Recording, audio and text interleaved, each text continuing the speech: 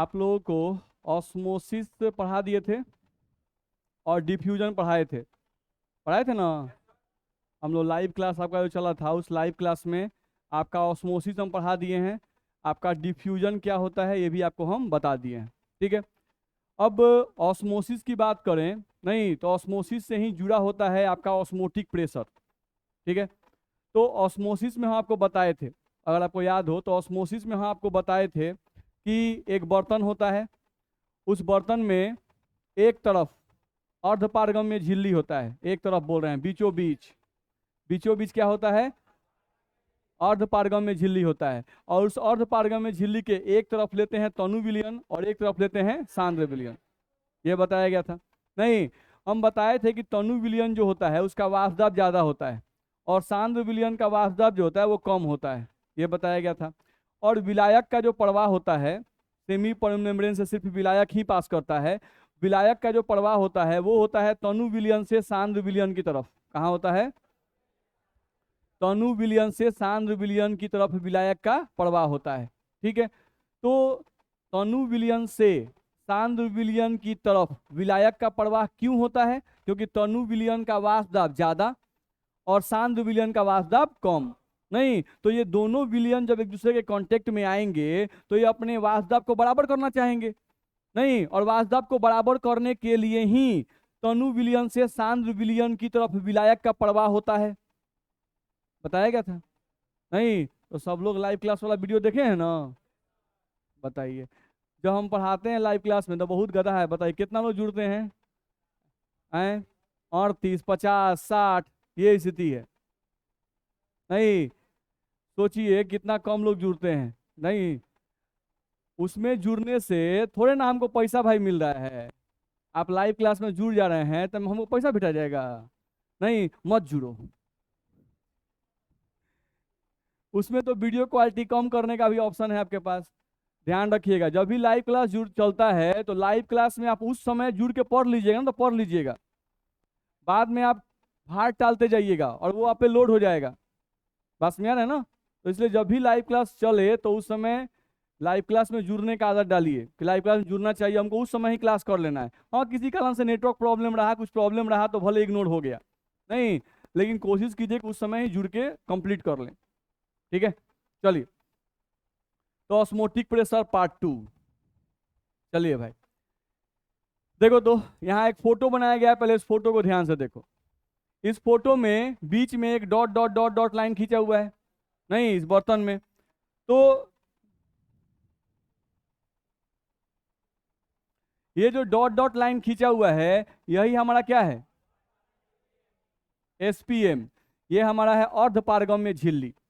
नहीं, इस झिल्ली में छोटे छोटे छिद्र बने होते हैं, जिन छिद्रों से सिर्फ विलायक के कण पास कर सकते हैं, विलय के कण पास नहीं करेंगे। ठीक है। अब इधर लिखा गया है तनु विलयन, इधर लिखा गया है सांद्र विलयन। नहीं तो इधर का वाष्प दाब ज्यादा, इधर का वेपर प्रेशर क्या लिखें, ज्यादा। अच्छा, इधर सांद्र विलयन तो इधर का वेपर प्रेशर इधर का कम, इधर का वेपर प्रेशर कम। अच्छा, इधर का वेपर प्रेशर ज्यादा है तो हम ऐसे ही मान लेते हैं कि इधर का जो वेपर प्रेशर है यानी जो प्रेशर है वो लगभग तुमको 10 है। कितना है, 10 एटीएम का है, ऐसे ही मान लेते हैं। नहीं, ये गलत है मानना, 10 नहीं होता है, 1 एटीएम से कम होता है, लिक्विड है। हम ऐसे ही समझने के लिए इसको मान लें कितना कितना है, 10 है। इधर का जो वेपर प्रेशर है वो कम है, वो मान लेते हैं कि आपका 6 एटीएम है। कितना है बाबू, 6 एटीएम है। तो एक तरफ का वेपर प्रेशर 10 है, एक तरफ का वेपर प्रेशर 6 है। ठीक है। अब ये जो सांद्र विलयन है, इस सांद्र विलयन की तरफ ध्यान से देखो, हम एक पिस्टन लगा रहे हैं।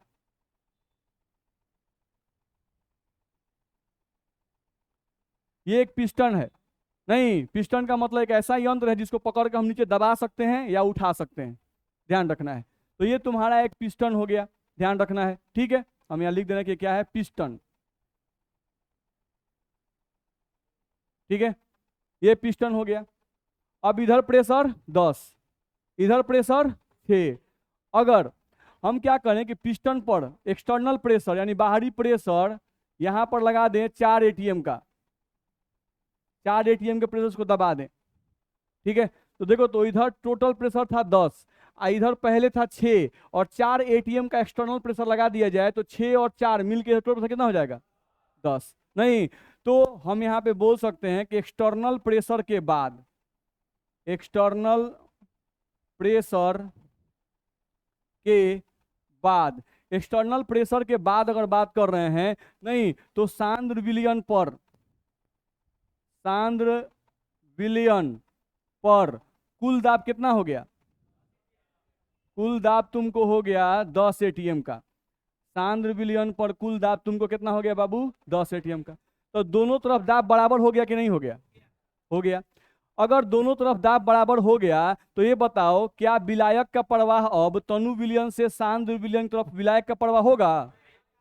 नहीं होगा। ये प्रवाह लिखना गलत है। ये प्रवाह तभी हो सकता है, तनु विलयन से सांद्र विलयन की तरफ विलायक का प्रवाह तभी हो सकता है जब एक तरफ प्रेशर ज्यादा हो और एक तरफ प्रेशर कम हो। अगर दोनों तरफ का प्रेशर तुम समान कर दोगे तो क्या तनु विलयन से सांद्र विलयन की तरफ विलायक का प्रवाह होगा? नहीं होगा। नहीं, तो दोनों तरफ का प्रेशर बराबर करने के लिए तुम सांद्र विलयन की तरफ कितना प्रेशर लगाए? दोनों तरफ का प्रेशर बराबर करने के लिए तुम सांद्र विलयन पर 4 एटीएम का प्रेशर लगाए, लगाए ना जी? अच्छा, इसी बात को ऐसे बोले, ये 4 एटीएम का प्रेशर तुम लगाए तो जो परासरण की प्रक्रिया थी वो रुक गई?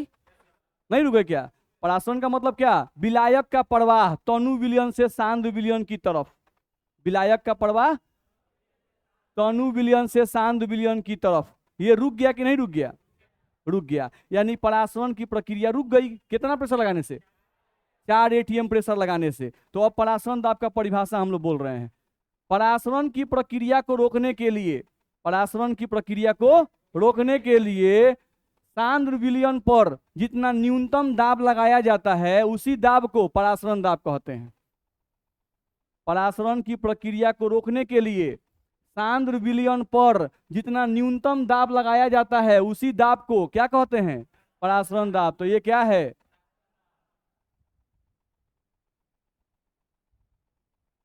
बोलो, दिक्कत है? या इसी बात को ऐसे बोलें कि तनु विलयन से सांद्र विलयन की तरफ विलायक के प्रवाह को रोकने के लिए, तनु विलयन से सांद्र विलयन की तरफ विलायक के प्रवाह को रोकने के लिए सांद्र विलयन पर जितना दाब लगाया जाता है न्यूनतम, उसी दाब को परासरण दाब कहते हैं। ऐसा बोल सकते हैं? ये कुछ बुझा रहा है? चलिए, तो यहाँ पे देखा जाए, जो पॉइंट हम समझाए उसी पॉइंट को यहाँ लिखा हुआ है। परासरण की प्रक्रिया को रोकने के लिए सांद्र विलयन पर लगाया गया न्यूनतम दाब ही परासरण दाब कहलाता है। इतना में दिक्कत? आगे आइए, परासरण दाब को पाई से दर्शाते हैं। परासरण दाब को पाई से रिप्रेजेंट किया जाता है, ध्यान रखना है। किसी विलयन के परासरण दाब का प्रयोगात्मक निर्धारण करने के लिए बर्कली एंड हार्टली मेथड सर्वश्रेष्ठ है। यानी बर्कली और हार्टली ये एक साइंटिस्ट थे, नहीं, जिन्होंने ये एक्सपेरिमेंटल तरीका हमको बताया। नहीं, परासरण दाब निकालने का ये प्रायोगिक तरीका किसने बताया था? बर्कली एंड हार्टली ने। ध्यान रहेगा? ठीक है, चलिए। तो आप कोई पूछेगा कि परासरण दाब क्या है तो याद हुआ?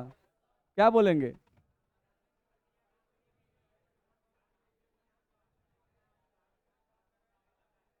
हाँ, कुछ कुछ बोल दिया नहीं? चलिए, परासरण की प्रक्रिया को रोकने के लिए सांद्र विलयन पर जितना दाब लगाया जाता है उसी दाब को क्या कहते हैं? परासरण दाब। अब यहाँ आई, इधर क्या लिखा हुआ है? इधर, अच्छा, इधर का वेपर प्रेशर ज्यादा, इधर का वेपर प्रेशर कम।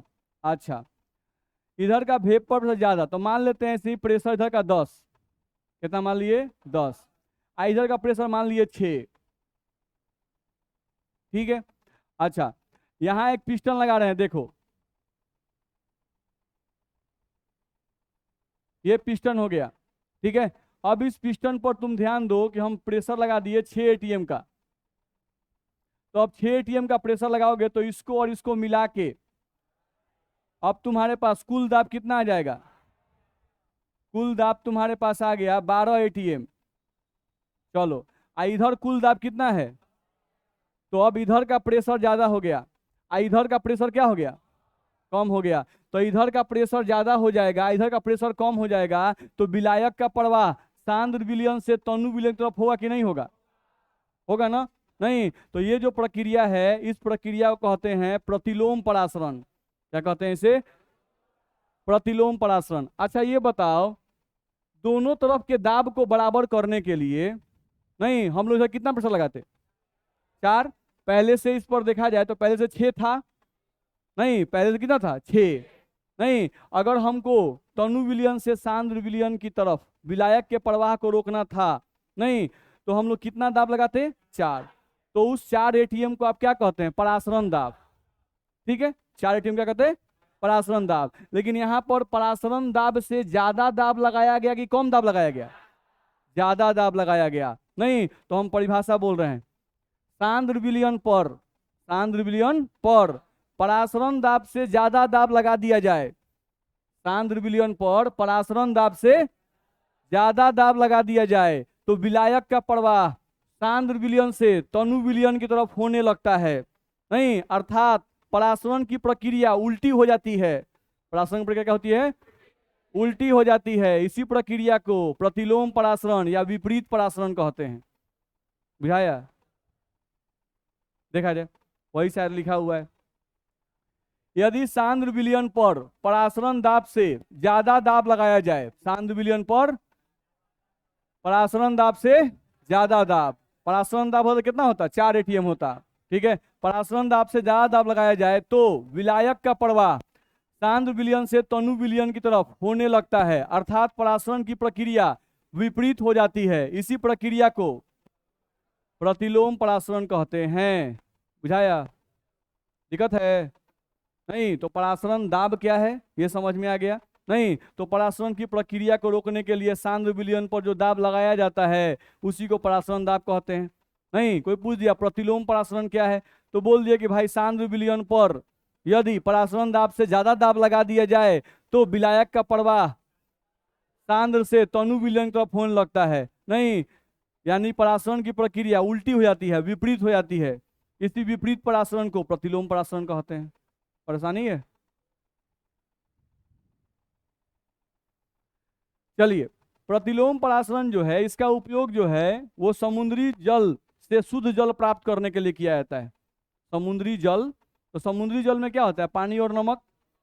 नहीं, तो आप चाहते हैं कि पानी और नमक दोनों अलग अलग हो जाएं, तो पानी और नमक को अलग करने के लिए प्रतिलोम परासरण का उपयोग किया जाता है। प्रतिलोम परासरण को हिंदी में प्रतिलोम परासरण कहते हैं, इंग्लिश में रिवर्स ऑस्मोसिस कहते हैं। क्या कहते हैं? रिवर्स ऑस्मोसिस कहते हैं, ध्यान रखना है। चलो, इधर हम ले लिए सी वाटर, इधर क्या ले लिए? सी वाटर। तो सी वाटर का मतलब होता है समुद्री जल। क्या बात है, वाटर प्लस सॉल्ट लिखेंगे, NaCl नहीं लिखेंगे क्योंकि बहुत सारे सॉल्ट होते हैं। तो समुद्री जल में पानी प्लस नमक होता है। नहीं, एक तरफ हम ले लिए हैं प्योर वाटर, एक तरफ क्या ले लिए हुए हैं? Pure water. ठीक है, ये जो आपको दिखाई दे रहा है लाइन, ये लाइन कौन सी का है? सेमी परमिएबल मेम्ब्रेन, अर्ध पारगम्य झिल्ली। ठीक है, अब ये जो प्योर वाटर है इसका वेपर प्रेशर ज्यादा कि कम? ज्यादा होगा। प्योर वाला हमेशा ज्यादा होता है भाई। नहीं, और ये पानी प्लस नमक है तो इसका वेपर प्रेशर कम, इसका वेपर प्रेशर कम होगा। ये आप समझते हैं? तो इसका वेपर प्रेशर ज्यादा है, इसका वेपर प्रेशर है ना? नहीं, चलो, अब हम क्या किए कि समुद्री जल के तरफ एक पिस्टन लगा दे रहे हैं। ये आपका पिस्टन है। ठीक है, अब इस पर वेपर प्रेशर तुम ऐसे ही मान लिए हो 10 एटीएम का, इधर वेपर प्रेशर तुम मान लिए हो कि पहले से इधर कितना है? 6 एटीएम का है। तो इधर वेपर प्रेशर कम, इधर वेपर प्रेशर ज्यादा। अब तुम पिस्टन से प्रेशर लगा रहे हो, तो यहां तुम प्रेशर अब तुम लगा दिए 8 एटीएम का। तो इसको और इसको मिला के कुल दाब यानी टोटल प्रेशर कितना हो गया? टोटल प्रेशर जो है वो तुमको हो गया 14 एटीएम। हुआ कि नहीं हुआ? तो इधर का प्रेशर क्या हो गया? ज्यादा। इधर का प्रेशर क्या हो गया, कम। तो इस सेमी परमेबल मेम्ब्रेन से विलायक इधर से इधर पास करेगा कि नहीं करेगा? तो इधर से इधर कौन पास करेगा, जल कि नमक भी? नमक भी। देखिए बहुत गधा है। नहीं, इधर से इधर समुद्री पानी और नमक है, तो इसमें से खाली जल इधर आएगा कि जल के साथ नमको आएगा? जल सिर्फ आएगा, क्योंकि एसपीएम अर्ध पारगम में झिल्ली की खासियत है कि वो सिर्फ विलायक के कण को अपने में से पास होने देता है, विलय के कण को पास होने नहीं देता है। तो सिर्फ जल पास करेगा, नमक नहीं पास करेगा। तो धीरे धीरे आप प्रेशर बढ़ाते जाइए, सारा जल इधर निकलता जाएगा, नहीं, और जो आपका नमक है वो इधर बच जाएगा। बुझा रहा है? नहीं, तो ये जो प्रक्रिया है, इसी प्रक्रिया को आप क्या कहते हैं, प्रतिलोम परासरण। नहीं, और प्रतिलोम परासरण के द्वारा समुद्री जल में से शुद्ध जल को प्राप्त किया जाता है। शुद्ध जल अलग हो जाएगा और नमक आपका अलग हो जाएगा। ठीक है। रिवर्स ऑस्मोसिस, ये क्या था?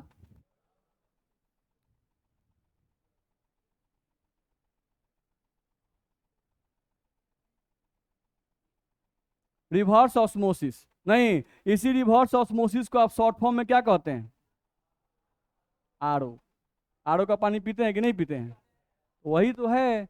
नहीं, इधर गंदा पानी रख दीजिए, एक तरफ क्या कीजिए, गंदा पानी रख दीजिए, नहीं, और एक तरफ एयर या स्लाइटली अमाउंट में कोई पानी रख दीजिए, नहीं। तो इधर गंदा पानी रखिएगा तो ये पिस्टन किधर लगा हुआ है, गंदे पानी की तरफ। गंदे पानी की तरफ ये प्रेशर लगाना शुरू करेगा, नहीं, ये छन्नी लगा हुआ है, नहीं, तो इस छन्नी से सिर्फ क्या पास करेगा, प्योर वाटर पास करेगा, और जितना गंदगी होगा वो एक तरफ रह जाएगा कि नहीं रह जाएगा, रह जाएगा। बस में आ रहा है। तो आपका जो आरओ होता है, जिसको आप रिवर्स ऑस्मोसिस ही बोलते हैं, ध्यान रखना, वहां भी जो पानी फिल्टर होता है वो इसी प्रोसेस के द्वारा होता है। मेरी बात समझ में आ रही है? इतना में दिक्कत है? है? है?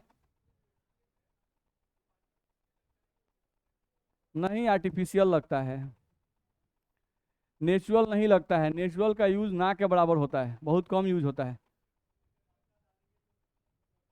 हैं?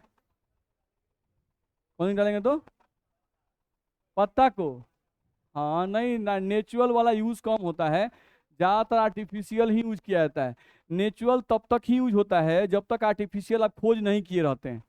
नहीं, क्योंकि नेचुरल को पकड़ने के लिए आप किसी सुअर को पकड़िए, उसको मारिए, उसका चमड़ी छीलिए, नहीं, उसका ब्लैडर निकाल कर उसमें से आप इसमें, नहीं, काहेला हत्या कीजिएगा। तो वैसा काम नहीं करेंगे, सिंपल है, आर्टिफिशियली बन जाता है। देखते हैं, जब हम लोग ऑर्गेनिक केमिस्ट्री पढ़ाते हैं तो कितना बड़ा भ्रम था। नहीं, सबसे पहले ऑर्गेनिक केमिस्ट्री का मतलब था जीवंत रसायन। नहीं, यानी कहने का मतलब है कि ये ऐसा रसायन है, या ऐसा मतलब केमिस्ट्री है जिसमें जीव जंतुओं के बारे में आप पढ़ते हैं। बस में रहा है, इसको लैब में नहीं बनाया सकता ऐसे रसायन को। नहीं, बाद में जाके भ्रम टूटा।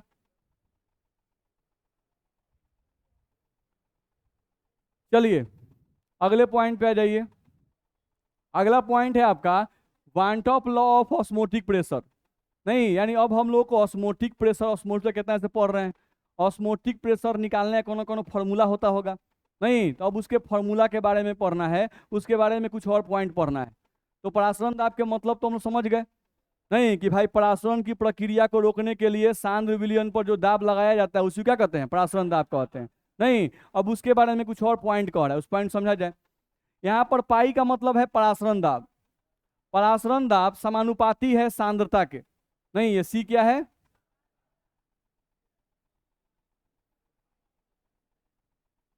ये पाई आपका हो गया परासरण दाब, और सी क्या हो गया, सांद्रता। सांद्रता का मतलब एक्चुअली होता है विलय की मात्रा। सांद्रता का मतलब क्या होता है,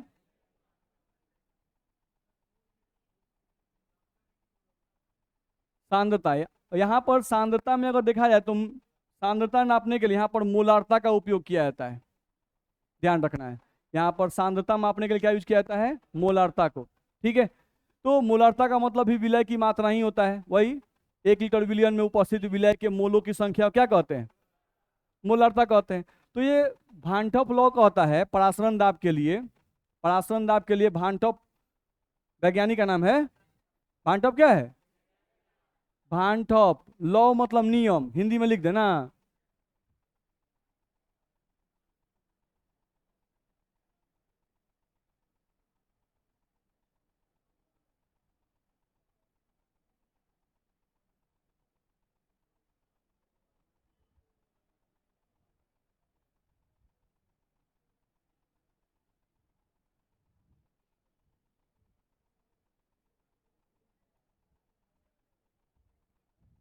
चलिए, तो इसका हिंदी लिख दिए ना, तो कहीं होगा कि कहीं ने क्या पढ़ा रहे हैं। परासरण दाब के लिए वान टॉप का नियम, ठीक है। तो वान टॉप साहब ने कहा कि परासरण दाब समानुपाती होता है सांद्रता के, यानी विलय की मात्रा के। इसका मतलब क्या है? इसका मतलब है कि विलयन में अगर विलय की मात्रा बढ़ेगी तो परासरण दाब का मान भी बढ़ेगा। नहीं, ये जो बोल रहे हैं वो हम लिख रहे हैं यहाँ पर। इसका मतलब हुआ कि यदि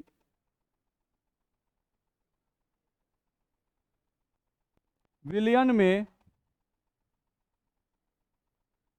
विलय की मात्रा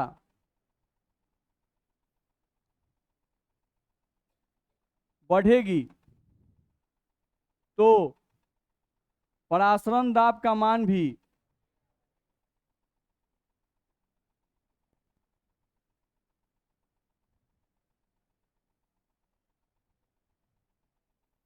बढ़ेगा।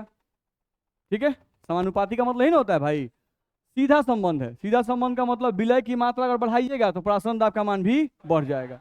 नहीं तो परासरण दाब का मान बढ़ेगा। परासरण दाब का मतलब दिमाग में फोटो आता है, अच्छा जो पिस्टन पर हम लोग जो एक्स्ट्रा दाब लगाते हैं ना, वही परासरण दाब है, वही ना परासरण दाब है। थोड़ा समझा जाए, देखा जाए, दो गो फिगर बनाया गया है, ठीक है। यहाँ पर जो तनु विलयन है, यहाँ पर जो तनु विलयन है, यहाँ वाला तनु विलयन और यहाँ वाला तनु विलयन समान है। ये तनु विलयन और ये तनु विलयन क्या है?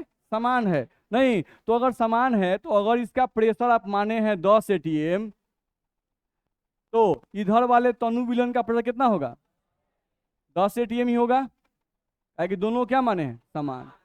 अब इधर जो है सांद्र विलयन, इसको मान लिए सांद्र विलयन नंबर 1, ये हो गया है सांद्र विलयन नंबर 2, ठीक है। दोनों को 1 और 2 क्यों मान लिए?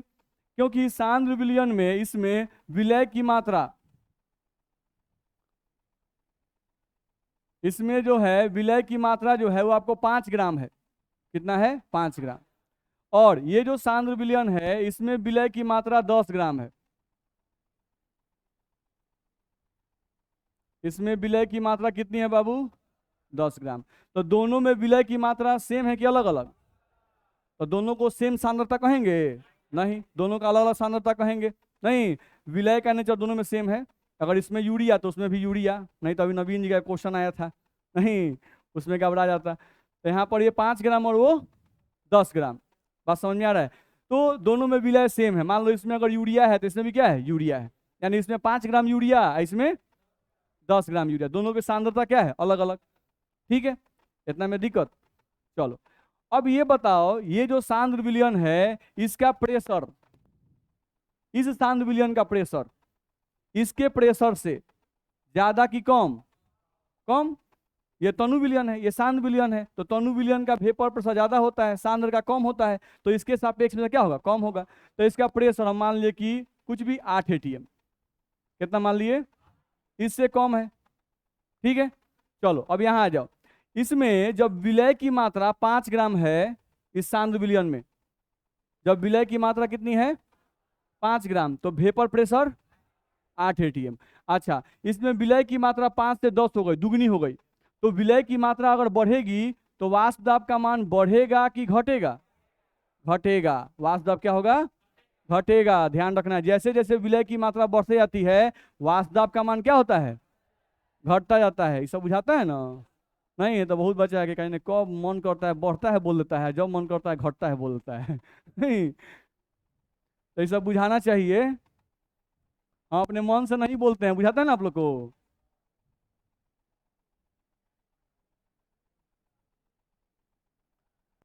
तो इधर वेपर प्रेशर हो गया 4 एटीएम का। मान लिए कि भाई विलय की मात्रा 2 गुना अगर बढ़ी तो वाष्प दाब भी 2 गुना से घट गया लगभग। ये कोई जरूरी नहीं है, लेकिन हम अप्रोक्सी मान लिए कि घट गया। तो इसका 8 है, इसका कितना है? 4। अब ये बताओ, इसमें विलय की मात्रा कम, इसमें विलय की मात्रा ज्यादा। अब चलो परासरण दाब देखना है, तो परासरण दाब के लिए यहाँ पिस्टन लगाए हैं, ये लगा दिए पिस्टन। अब इधर का प्रेशर 10, इधर का प्रेशर 8, इन दोनों तरफ के प्रेशर को बराबर करने के लिए इस पिस्टन पर कितना प्रेशर लगाएं? 2 एटीएम। इस पिस्टन पे प्रेशर लगाएंगे 2 एटीएम। तो ये जो 2 एटीएम आया वो इस प्रथम सांद्र विलयन का परासरण दाब आया कि नहीं? ओपी ऑस्मोटिक प्रेशर बोल सकते हैं। चलिए इसमें आइए, यहाँ 10 है, यहाँ पर कितना है 4 है, तो दोनों तरफ के प्रेशर को बराबर करने के लिए यहाँ पिस्टन पे कितना प्रेशर लगाएं, 6 एटीएम, 6 ना, 6 एटीएम का प्रेशर लगाएंगे, तो ये 6 एटीएम इस सेकेंड सांद्र विलयन का क्या कहलाएगा, ऑस्मोटिक प्रेशर। तो ये हो गया ऑस्मोटिक प्रेशर फर्स्ट विलयन का, और ये हो गया ऑस्मोटिक प्रेशर सेकेंड विलयन का। नहीं तो विलय की मात्रा तुमको 5 से हुई है 10 ग्राम, तो ऑस्मोटिक प्रेशर तुमको हो गया 2 से कितना 6। तो विलय की मात्रा अगर बढ़ रही है तो परासरण दाब का मान भी बढ़ रहा है कि नहीं बढ़ रहा है, बुझा रहा है। नहीं तो सिंपल सा कॉन्सेप्ट है, नहीं उसी को हमको समझ लेना है।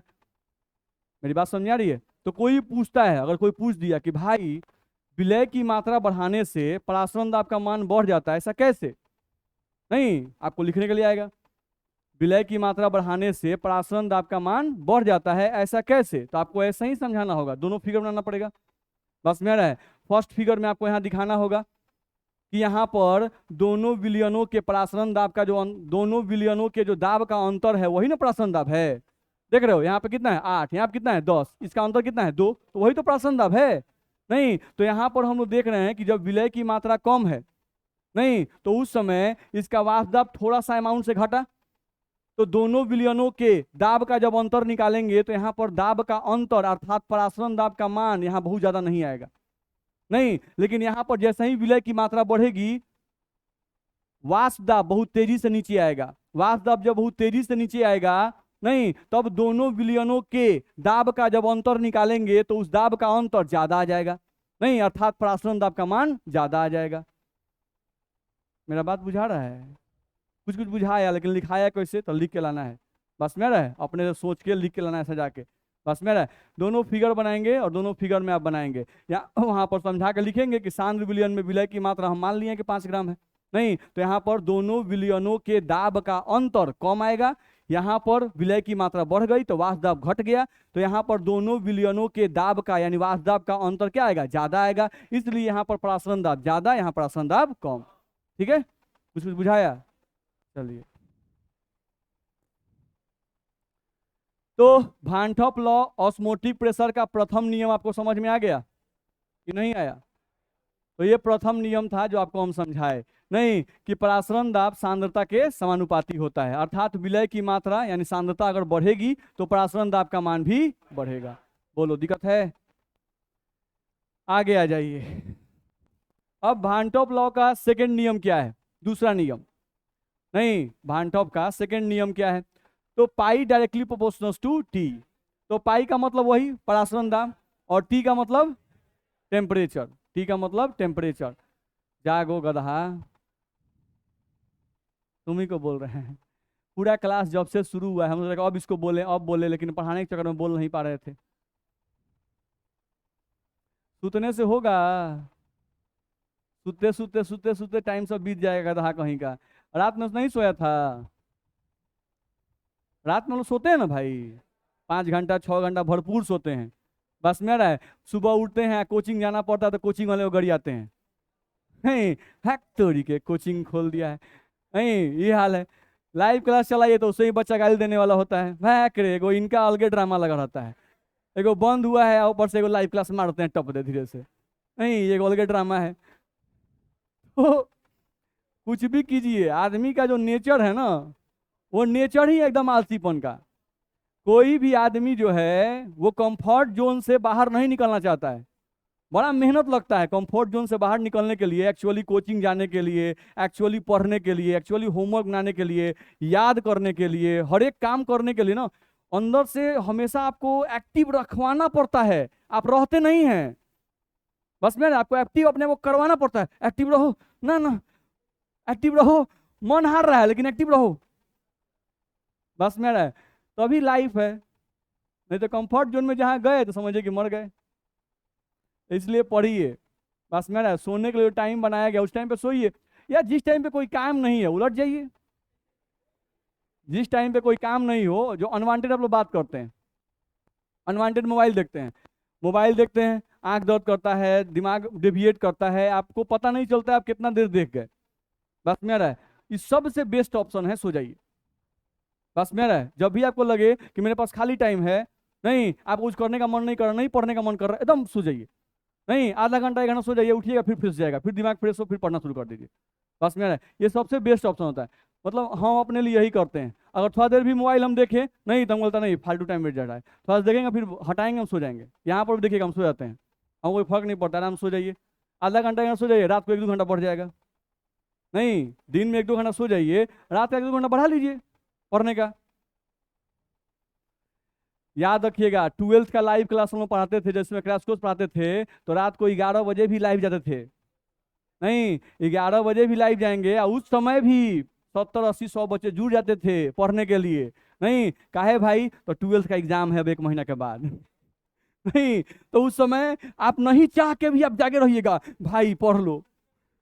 नहीं वो तो साल भर बर्बाद करबे किए, अब कम से कम ये 1 महीना एक्टिव रह के पढ़ लिया जाए। तो 11 बजे हम किसी को मैसेज नहीं करते, कुछ नहीं, हम 11 बजे मेरा मन किया, नहीं अपना नोट्स तैयार कर रहे हैं, लिख रहे हैं, मेरा लिखते लिखते 11 बज गया, लिखते लिखते। अब 11 11:30 में हम अपना खाना वाना खाए, मार दिए, your class is starting, your online class timing is 11:30, मारे। नहीं आप देखिए 11:30 मारने पर भी उस समय लड़का एकदम एक्टिव रहता है, उस समय लड़का एकदम टन टन टन यस सर एकदम टिंग टिंग टिंग आने लगेगा। नहीं जैसे ही आप लाइव जाइए, तुरंत लड़का 100 जुड़ गया, और जल्दी उसमें कटेगा भी नहीं। ये नहीं है कि मतलब लाइव क्लास में जुड़े या फिर हट जाए, हटेगा नहीं, सब एकदम टिका हुआ है। नहीं चलिए ध्यान दिया जाए, एक्टिव रहिए, अंदर से एक्टिव रखवाने की कोशिश करते रहिए हमेशा। तो पाई,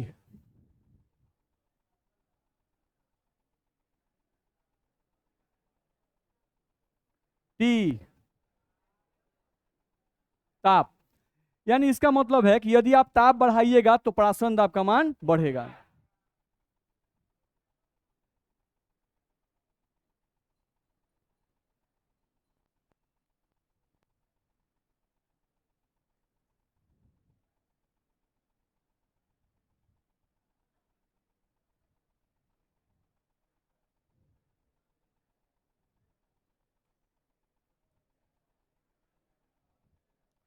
चलिए ध्यान दीजिए, यदि ताप बढ़ाएंगे तो पराशरण दाब का मान भी क्या होगा, बढ़ेगा, ऐसा बात बोला गया। चलो चेक कर लो, ध्यान से देखो, यहां देखो 2 विलियन दिया गया है, तो यहां पर जो तनु विलियन है और यहां पर जो तनु विलियन है सेम है, यहां पर जो सांद्र विलियन है और यहां पर जो सांद्र विलियन है सेम है, कोई डिफरेंस नहीं है, दोनों विलियन बिल्कुल सेम है। जैसा तनु विलियन वैसा ही तनु विलियन, जैसा सांद्र विलियन वैसा ही सांद्र विलियन, कोई फर्क नहीं है। फर्क क्या है, ध्यान समझो। अब हम यहाँ प्रेशर मान लेते हैं, यहाँ का प्रेशर 10 atm और यहाँ का प्रेशर इससे कम होगा 8 atm। चलो ये दोनों सेम है, नहीं ये दोनों क्या है, सेम है। अब ध्यान रखना है कि इधर का प्रेशर कितना माने हैं 10, इधर का प्रेशर कितना माने हैं 8, ठीक है। चलो यहाँ पे पिस्टन लगा दे रहे हैं भाई,